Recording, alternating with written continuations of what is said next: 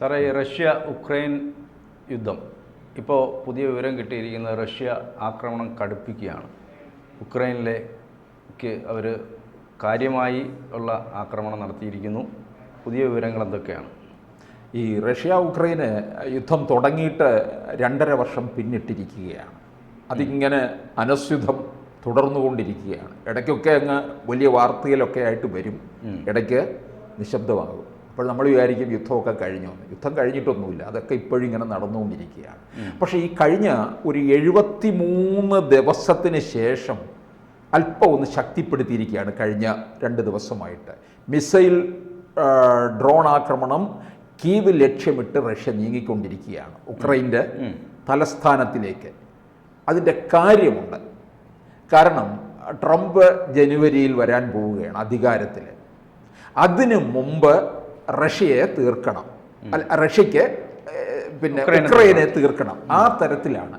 അതിനു വേണ്ടി എന്ത് ചെയ്യുന്നറിയാമോ? ഇല്ലെന്നുണ്ടെങ്കിൽ ഈ പിന്നെ ഉക്രൈൻ ഈ ആയുധങ്ങളും ധനസഹായവും ഒക്കെ കൊടുത്തുകൊണ്ടിരിക്കുന്നത് US ആണ്.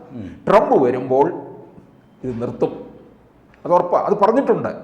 ഇത് എന്തെങ്കിലും കാര്യം പരിഹരിച്ച് തീർത്തോണം എന്ന് ട്രംപ് പറഞ്ഞു. വിജയിച്ചതിൻ്റെ അന്ന് തന്നെ പറഞ്ഞു. പിന്നെ ബൈഡൻ ആണെങ്കിൽ ഇത് ഈ അവസരം മുതലെടുക്കുകയാണ്. ഇപ്പോൾ ഈ യുദ്ധം അവസാനിപ്പിക്കും എന്നുള്ളത് കൊണ്ട് ഇപ്പോൾ എല്ലാ സഹായവും അങ്ങോട്ട് ബൈഡൻ അങ്ങ് അയഞ്ഞ് അങ്ങ് കൊടുത്തുകൊണ്ടിരിക്കുകയാണ്. കാരണം ഉക്രൈൻ അങ്ങോട്ടേക്ക് റഷ്യയെ ആഞ്ഞടിച്ച് കയറുന്നുണ്ടെങ്കിൽ കയറട്ടെന്നുള്ള രീതിയിൽ. കാരണം എന്തായാലും ഈ ട്രംപ് ജനുവരി പകുതിയോടുകൂടിയാണ് അധികാരത്തിൽ വരാൻ പോകുന്നത്, പദവിയിലേക്ക് സത്യപ്രതിജ്ഞ ചെയ്ത് കയറാൻ പോകുന്നത്. അപ്പോഴായിരിക്കും മാറ്റം തുടങ്ങുന്നത്. അതിനു മുമ്പ് കാര്യങ്ങളൊന്ന് നേരെയാക്കുക എന്നുള്ളതുണ്ട്.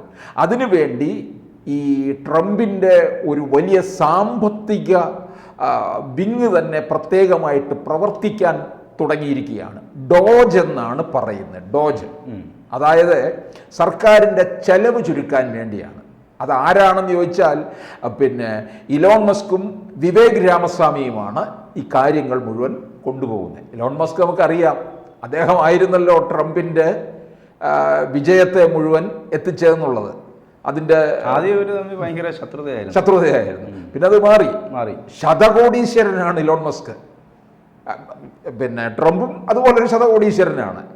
അങ്ങനെ ഇവർ ഈ ചെലവ് ചുരുക്കലിൻ്റെ ഭാഗമായിട്ട് ഈ പല കാര്യങ്ങൾ പറയുന്നുണ്ട്.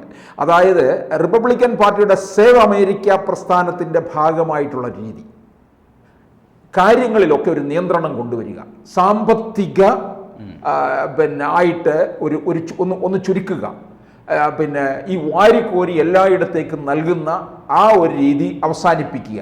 6.5 ലക്ഷം കോടി ഡോളർ വരുന്ന ബജറ്റിലെ പാഴ്ചെലവ് ഒഴിവാക്കുക എന്നുള്ളതാണ്. 6.5 ലക്ഷം കോടി ആണ് ഇവരുടെ ബജറ്റ് എന്ന് പറയുന്നത്. അതിലെ പാഴ്ചെലവും വെട്ടിപ്പ് ഒഴിവാക്കുകയാണ് ഈ ഡോജിൻ്റെ പ്രധാന കൃത്യം എന്ന് പറയുന്നത്. അപ്പോൾ അതിൻ്റെ ഭാഗമായിട്ട് വരുമ്പോൾ ഈ ഉക്രൈന് കൊടുത്തുകൊണ്ടിരിക്കുന്ന ഈ ധനസഹായവും ആയുധ സഹായവും നിർത്തും. ബൈഡന് അധികാരത്തിലിരിക്കുകയാണ്, കാവലാളായിട്ടിരിക്കുകയാണ്. ഈ കൊടുത്തുകൊണ്ടിരിക്കുന്ന സഹായം തുടരാം. പക്ഷെ അതിപ്രധാനമായിട്ടുള്ള ചില തീരുമാനം എടുക്കണമെന്നുണ്ടെങ്കിൽ ട്രംപുമായിട്ടും കൂടി ആലോചിക്കണം. ഇവർ കഴിഞ്ഞ ദിവസം രണ്ടുപേരും കൂടെ വൈറ്റ് ഹൗസിൽ ഒരു കൂടിക്കാഴ്ചയൊക്കെ ഉണ്ടായിരുന്നു കേട്ടോ. അത് അങ്ങനെയാണ്. അതിൻ്റെ ഒരു പ്രോട്ടോക്കോളായിട്ടുള്ള കാര്യങ്ങളാണ് അധികാരത്തിലേക്ക് വരുന്നതിന് മുമ്പുള്ള. അപ്പോൾ ഇവിടെ ഇനിയിപ്പോൾ സംഭവിക്കാൻ പോകുന്നത് പിന്നെ ഉക്രൈന് ഭയമുണ്ട്. കാരണം ട്രംപ് വന്നു കഴിയുമ്പോൾ ഇത്തരത്തിലുള്ള കാര്യങ്ങളുടെ സഹായം കുറയുമ്പോൾ സൈനിക സഹായവും സാമ്പത്തിക സഹായവുമാണല്ലോ പ്രധാനം. അത് കിട്ടിയില്ലെന്നുണ്ടെങ്കിൽ റഷ്യ ഇവരുടെ മേൽ ഏതെങ്കിലും തരത്തിൽ ആധിപത്യം സ്ഥാപിക്കുമോ? പക്ഷെ അങ്ങനെ റഷ്യ കയറി അറ്റാക്ക് ചെയ്യാനായിട്ടും തയ്യാറാകത്തില്ല. നോക്കിക്കോണേ, സമാനമായ വേറൊരു യുദ്ധം കൂടി നടക്കുകയാണ് പശ്ചിമേഷ്യയിൽ. അവിടെ ട്രംപ് കണക്ക് കൂട്ടുന്നത് ട്രംപ് അധികാരത്തിലേക്ക് വരുന്നതിന് മുമ്പ് ഹമാസിനെയും ഹെസ്ബുള്ളയെയും ഇസ്രായേലിനെ കൊണ്ട് തീർപ്പിക്കുക, പിന്നെ ഇനി ഇറാൻ കയറി അറ്റാക്ക് ചെയ്ത് വരികയാണെന്നുണ്ടെങ്കിൽ ഇറങ്ങി അടിക്കുക, ഇറാനെയും തീർക്കുക.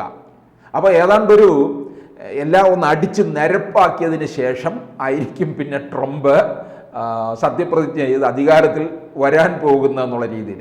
ഇപ്പോൾ കഴിഞ്ഞ ദിവസം ഇസ്രായേൽ പ്രധാനമന്ത്രി നെതന്യാഹു പിന്നെ ഇറാനിലെ സ്ത്രീകളെ ഒന്ന് അഡ്രസ്സ് ചെയ്തു.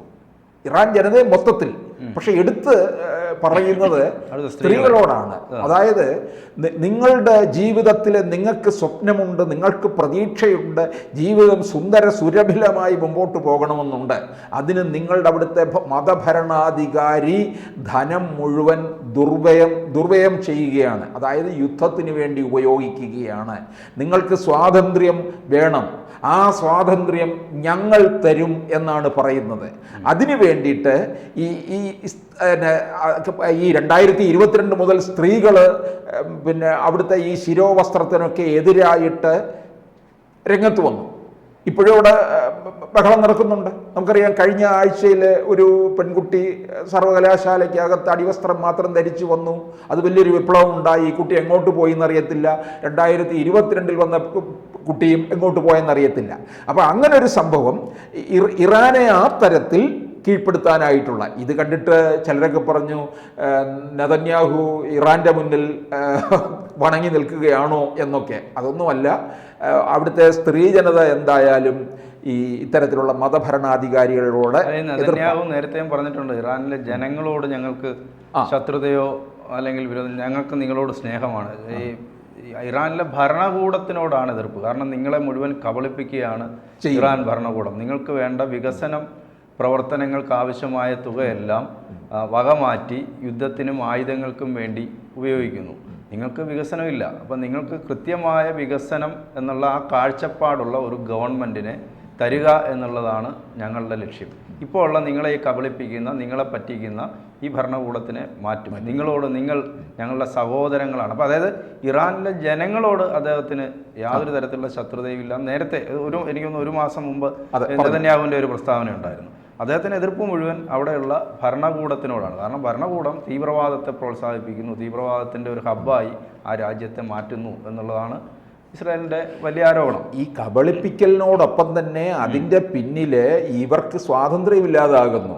ഈ പിന്നെ അടിച്ചമർത്തിയിട്ടിരിക്കുന്നു. ഇവർ പറയുന്ന തരത്തിലുള്ള വസ്ത്രധാരണ രീതി, ആ ശിരോവസ്ത്രമൊക്കെ വലിച്ചു കീറിയിട്ടല്ലേ ചില പെൺകുട്ടികളെ തെരുവിലിറങ്ങിയതും ക്യാമ്പസിലേക്ക് പ്രവേശിച്ചതും. അതൊക്കെയല്ലേ ഇവരെ ചൊടിപ്പിച്ചത്. 2022 മുതൽ തുടങ്ങിയതാ. അങ്ങനെ തൻ്റെ ഇടത്തോടെ ഇറങ്ങിയ ആ പെൺകുട്ടിയെ കുറിച്ച് ഒരു വിവരവും ഇല്ല. മാനസിക രോഗിന്ന് മുദ്ര കുത്തി അവർ മാറ്റി നിർത്തി. അതിനെക്കുറിച്ച് അറിയുന്നില്ല. അപ്പോൾ ഈ ഒരു യുദ്ധം, അപ്പോൾ ഇവിടെ ട്രംപിന് എൻ്റെ ലക്ഷ്യം ഈ ട്രംപ് അധികാരത്തിൽ വരുന്നതിന് മുമ്പ് ഇസ്രായേലിനെ പൂർണ്ണ സ്വതന്ത്രം ആക്കണം. അവർക്ക് സ്വാതന്ത്ര്യമുണ്ട്, അത് വേറെ കാര്യം. അതല്ല, അതിനപ്പുറം ഇവരുടെ ഈ യുദ്ധമൊക്കെ അവസാനിപ്പിക്കണം. യുദ്ധം അവസാനിപ്പിക്കണമെന്ന് നമ്മളത് ഒരിക്കൽ ചർച്ച ചെയ്തതാണ്. ട്രംപ് പറഞ്ഞതിൻ്റെ അർത്ഥം ഇത് തന്നെയാണ്. പിന്നെ കടുപ്പിച്ച് നിൽക്കുന്നവരെ ഇല്ലാതാക്കുക എന്നുവെച്ചാൽ ഇറാൻ എന്നെ അറ്റാക്ക് ചെയ്താൽ ട്രംപ് പറഞ്ഞു തീർത്തുകൊള്ളാൻ പറഞ്ഞു. ഇവിടെ അതുപോലെ തന്നെ സെലൻസ്കിയോട് ആദ്യം ഒന്ന് പറഞ്ഞു ട്രംപ് യുദ്ധം അവസാനിപ്പിക്കണം എന്ന്. ആ യുദ്ധം അവസാനിപ്പിക്കണം എന്ന് പറഞ്ഞു കഴിഞ്ഞാൽ ഇവിടുന്നല്ലേ മുഴുവൻ അങ്ങോട്ട് കൊടുക്കുന്നത്. അമേരിക്കയുടെ പോക്കറ്റിലെ പണവും ആയുധവുമാണ് കൊടുത്തുകൊണ്ടിരിക്കുന്നത്. അതുകൊണ്ടാണ് ഇവിടെ ഈ ചെലവ് ചുരുക്കാൻ വേണ്ടി ഡോജ് എന്ന് പറയുന്ന ഒരു ഭരണ സംവിധാനത്തെ ഇലോൺ മസ്കും വിവേക് രാമസ്വാമിയുടെയും നേതൃത്വത്തിൽ കൊണ്ടുവന്നിരിക്കുന്നത്. അതായത് ദുർവ്യയം, പിന്നെ അതുപോലെ തന്നെ കുടിയേറ്റം, ഇങ്ങനെയുള്ള പിന്നെ സർക്കാർ ഏജൻസികളെയൊക്കെ പുതുക്കി പണിയുക, അങ്ങനെയൊക്കെ തീർച്ചപ്പെടുത്തി അപ്പം കോടികളുടെ ഒരു ചെലവ് ചുരുക്കലായിരിക്കും നടക്കാൻ പോകുന്നത്. ഇപ്പം ഈ ശത്രു രാജ്യങ്ങൾ പോലും അമേരിക്കയുടെ സഹായത്തിൽ നിൽക്കുന്നുണ്ട്. അതൊക്കെ ഇനിയും ഇല്ലാതാകും എന്നുള്ളതാണ്. ഇപ്പോൾ ചൈനയോടുള്ള സമീപനത്തിലും ഒക്കെ മാറ്റം വരും. അവിടെ മൾട്ടിനാഷണൽ കമ്പനികൾ പ്രവർത്തിക്കുന്നുണ്ട്. അതൊക്കെ മിക്കവാറും ഇങ്ങോട്ടേക്കും അത് മാറ്റും. അതിനൊക്കെ നമുക്കവിടെ നേട്ടമുണ്ട്. നമുക്ക് ആ മൾട്ടിനാഷണൽ കമ്പനി ഇങ്ങോട്ടേക്ക് വരാനുള്ള സാധ്യത പലതും ഉണ്ട്. തൊഴിലവസരം കൂടും, ചെലവ് കുറഞ്ഞ ഉൽപ്പന്നങ്ങൾ ലഭിക്കും. ഇങ്ങനെയൊക്കെയുള്ള പ്രത്യേകതയുണ്ട്. അപ്പോൾ എന്തായാലും ട്രംപിൻ്റെ ഈ രണ്ടാമത്തെ വരവെന്ന് പറയുന്നത് പിന്നെ വലിയൊരു മാറ്റത്തിൻ്റെ ഒരു വരവോടുകൂടി തന്നെയാണ്. ലോകഗതിയും മാറി, ട്രംപും മാറി ഇത് വരികയാണ്. അപ്പോൾ റഷ്യ ഉക്രൈൻ യുദ്ധം ചിലപ്പോൾ തീരും, അല്ലെന്നുണ്ടെങ്കിൽ ഏതെങ്കിലും ഒരു രാജ്യം ഇല്ലാതാക്കി അടിച്ചു തീർക്കുക എന്നുള്ളതായിരിക്കും നടക്കാൻ പോകുന്നത്. കൂടുതൽ വാർത്തകളും വിശേഷങ്ങളും നിങ്ങളിലേക്ക് എത്താൻ ABC മലയാളം സബ്സ്ക്രൈബ് ചെയ്യുക, ബെൽബട്ടനും അമർത്തുക.